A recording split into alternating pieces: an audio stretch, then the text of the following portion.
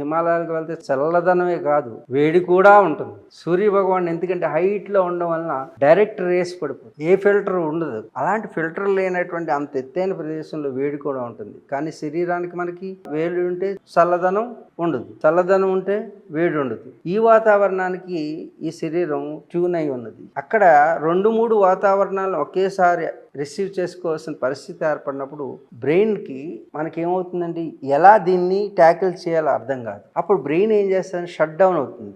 మనం నడుస్తుంటాం, చూస్తుంటాం, కానీ మనకు మతి పనిచేయదు. మనకు అలౌకిక స్థితి వచ్చేసింది, హిమాలయాలు వచ్చిన వెంటనే ఇది యోగం కాదు, రోగం వచ్చిందని అర్థం. కాబట్టి హిమాలయాలతోటి మనం పరిచయం పెంచుకోవాలి. ఆ పరిచయ సాధనే చాలా సమయం పడుతుంది. హిమాలయాలు మనం వెళ్ళాలనుకుంటే అనుకోవచ్చు కాక, కానీ హిమాలయాలు కూడా మనల్ని కావాలనుకునేటటువంటి ప్రవర్తన సాధన మన దగ్గర ఉంటే హిమాలయాల్లో ఉండగలుగుతాం.